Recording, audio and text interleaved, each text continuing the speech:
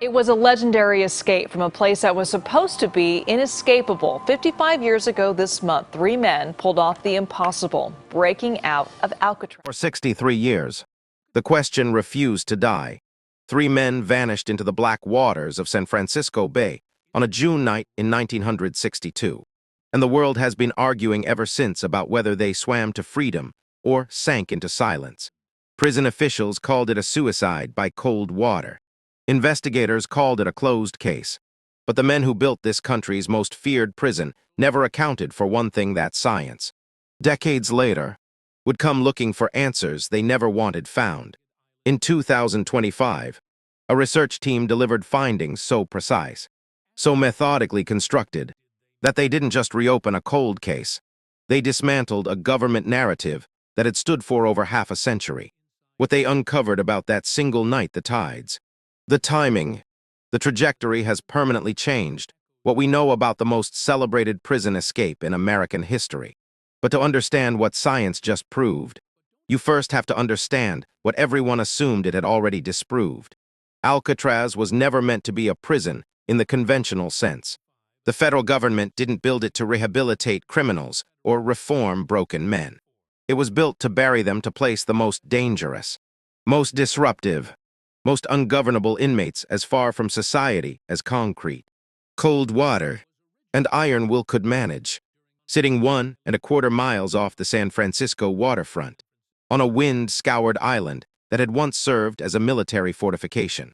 Alcatraz Federal Penitentiary opened its cell doors to federal prisoners in 1934. From its very first day of operation, its purpose was psychological as much as physical. The message it sent to every inmate transferred there was simple: you are here because no other prison could hold you. And here, there is nowhere left to go. The architecture reinforced that message at every turn. The main cell house, with its 4 blocks of steel-barred cells, had been engineered for maximum control and minimum dignity. Guards counted inmates up to 13 times per day. The ratio of officers to prisoners was the lowest of any federal institution in the country, meaning more eyes per body than anywhere else. Metal detectors stood at strategic points. Tear gas canisters were embedded in the dining hall ceiling, positioned so that any mass disturbance could be ended instantly from a distance. The cells themselves measured 5 feet by 9 feet, containing a cot, a small desk, and a toilet. Privileges, correspondence, library access, work assignments were not rights. They were rewards, and they could be stripped at any moment. The prison housed some of the most recognizable criminal names of the 20th century. Al Capone arrived there in 1934, his influence over the American underworld already waning.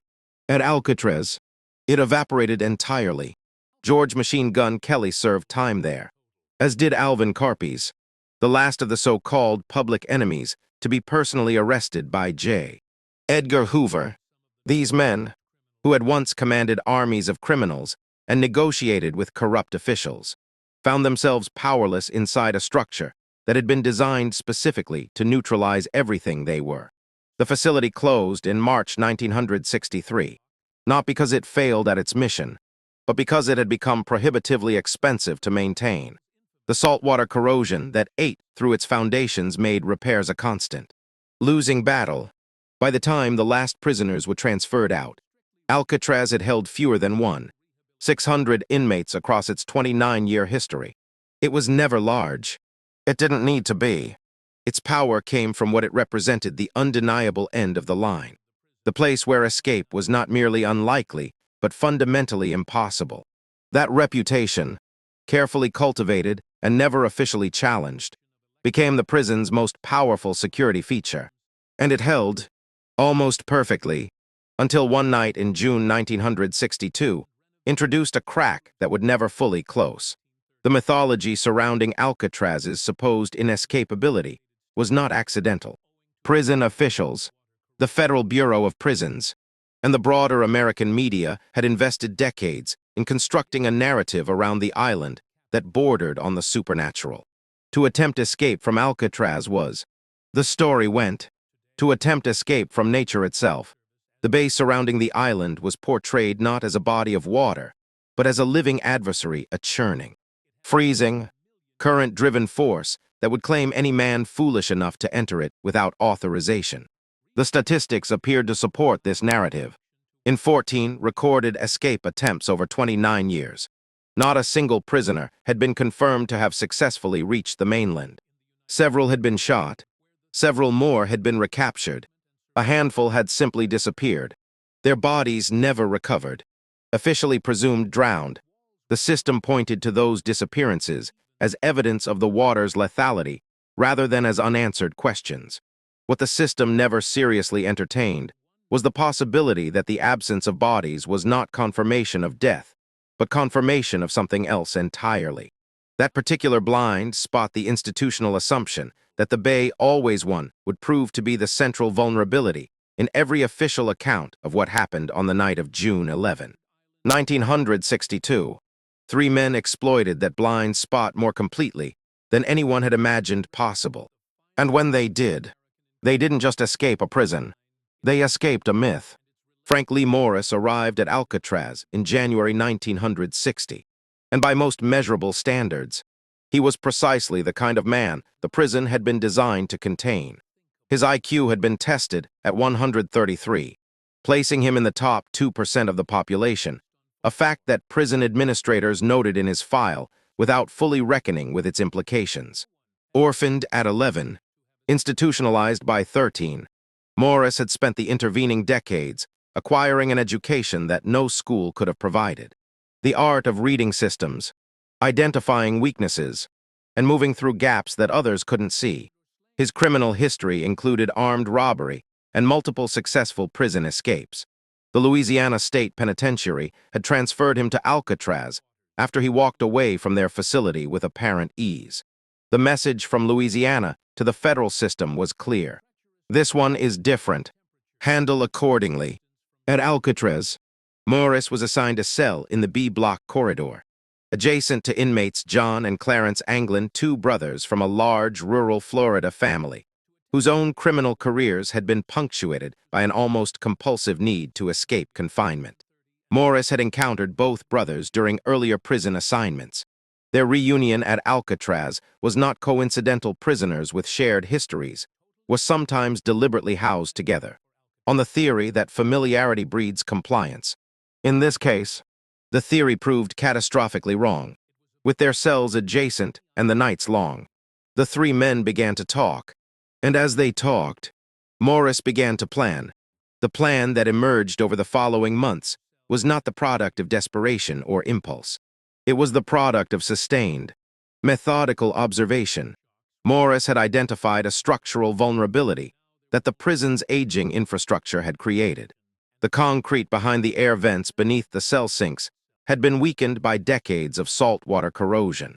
What should have been impenetrable material had become something closer to compressed sand, hard enough to appear solid, soft enough to be worked with simple tools applied patiently over time. The problem of acquiring those tools was solved through a combination of theft and improvisation. Metal spoons disappeared from the dining hall one at a time over weeks. Discarded saw blades were retrieved from maintenance areas. Most impressively, a functional drilling device was assembled from the motor of a vacuum cleaner that inmates accessed through their work assignments. The resulting tool was crude by any professional standard.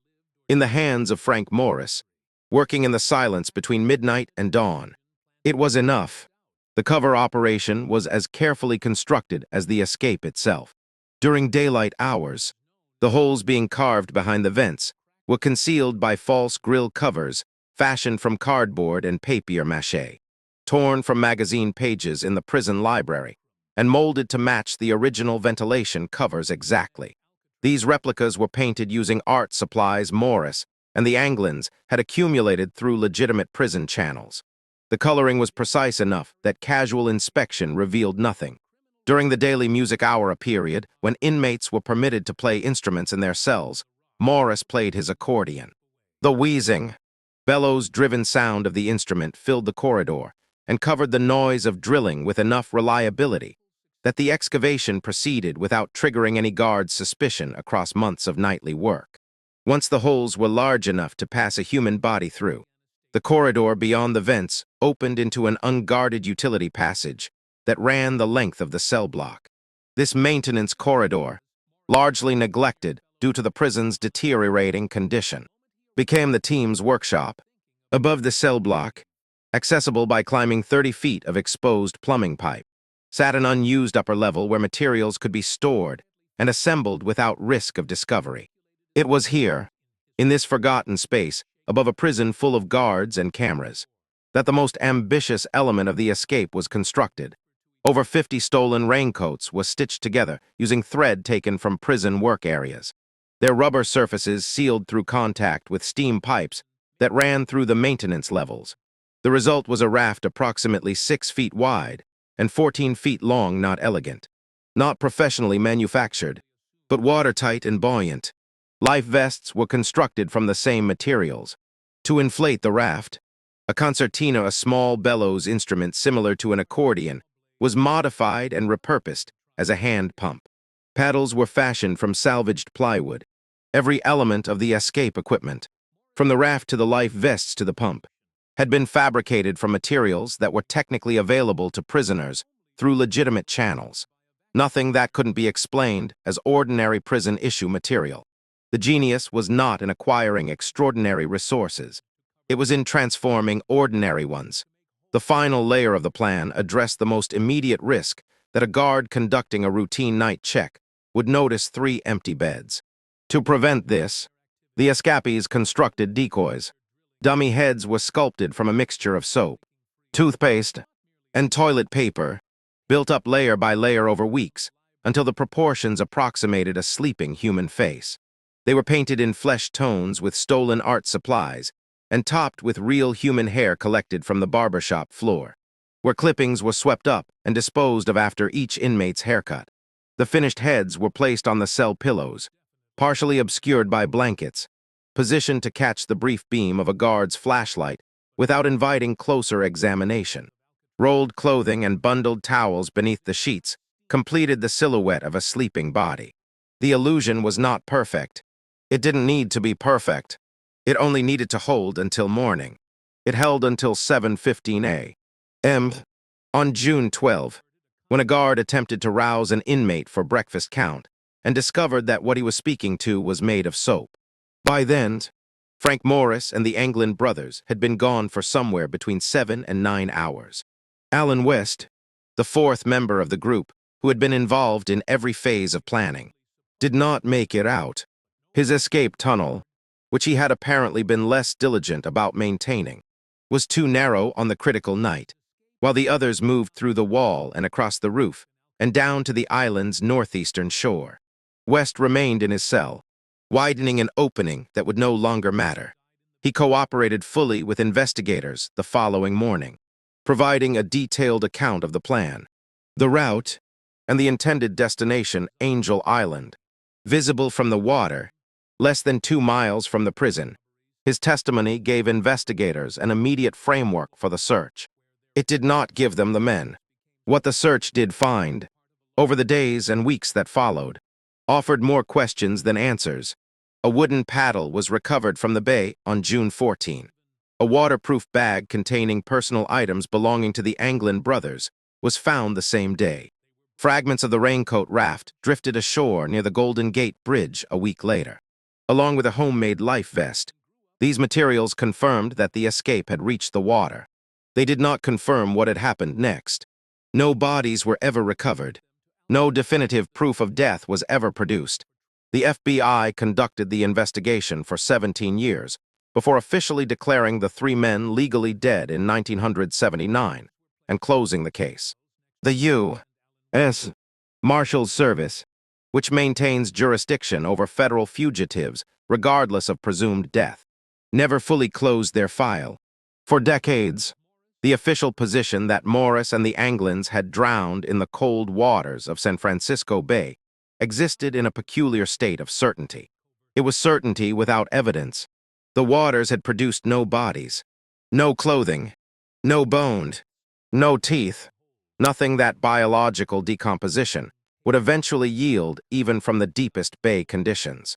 The official position treated this absence as confirmation. Critics of that position, and there were many, treated it as the opposite.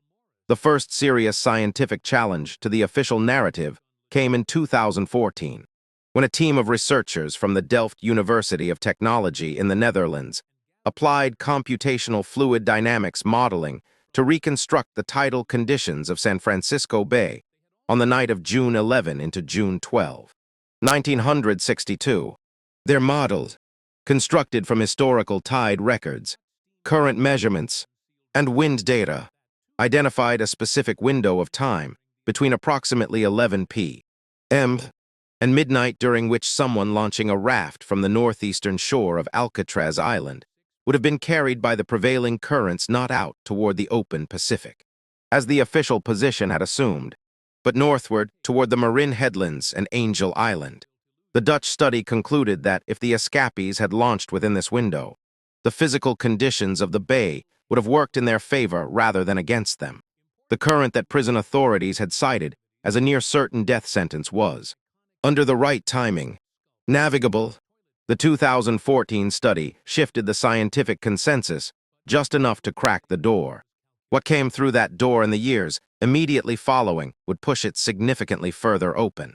In 2013, before the Dutch study's findings had reached wide public attention, a letter arrived at the San Francisco Police Department. It was addressed in an elderly hand, and its opening lines were direct to the point of being startling. The writer identified himself as John Anglin.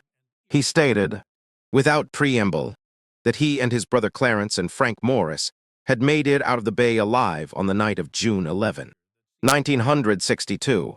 He claimed Morris had died in 2005 and Clarence in 2008. He described himself as 73 years old, in poor health, and willing to negotiate a surrender in exchange for medical treatment. He provided no address, no contact information, no means of verification. The letter was withheld from the public by law enforcement for 5 years, until a local CBS affiliate obtained it through investigative reporting in 2018. The FBI subjected the letter to forensic analysis. Handwriting samples were compared against known examples from the Anglin brothers' prison records. The paper and ink were examined. DNA was sought, but could not be confirmed from the document. The handwriting comparison proved inconclusive, similar in certain characteristics, dissimilar enough in others that no definitive attribution could be made. The letter was credible enough that investigators couldn't dismiss it. It was ambiguous enough that they couldn't confirm it. It sat in a file, generating speculation. For years, the Anglin family had been generating their own evidence in the decades preceding the letter. Relatives claimed to have received Christmas cards from John and Clarence in the years following the escape cards postmarked from South America, containing no return address, but written in a style recognizable to those who knew the brothers. A photograph, allegedly taken in Brazil in 1975, appeared to show two men whose facial features bore a striking resemblance to aged versions of John and Clarence Anglin.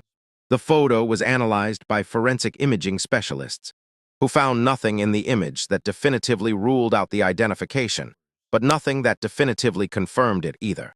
The family believed. The government remained non-committal.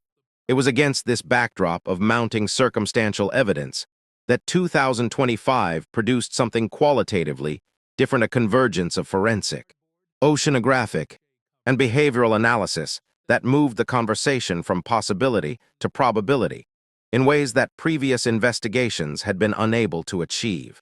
A multidisciplinary research team, incorporating updated computational modeling built on the 2014 Dutch study's methodology, applied improved fluid dynamics algorithms to the same tidal data, this time cross-referenced against newly digitized weather records from the National Oceanic and Atmospheric Administration, which provided wind speed and direction data for that specific night with a granularity that had not previously been available to researchers.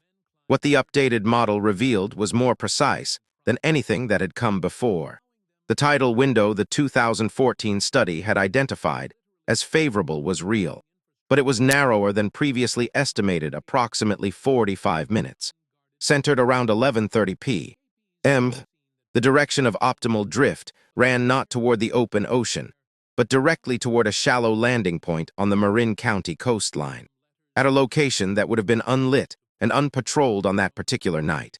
Alongside the oceanographic analysis, the 2025 research incorporated a behavioral component that earlier studies had underweighted.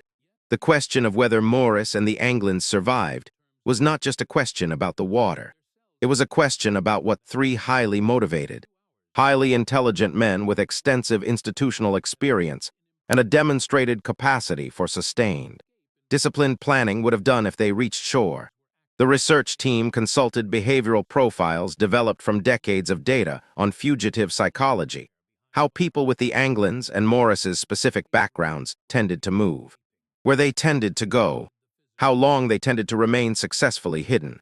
The profiles indicated that individuals with their criminal histories and demonstrated resourcefulness had an above-average likelihood of successfully establishing new identities in areas with low population density and minimal law enforcement presence, exactly the kind of areas that the Marin County shoreline of 1962 offered immediate access to.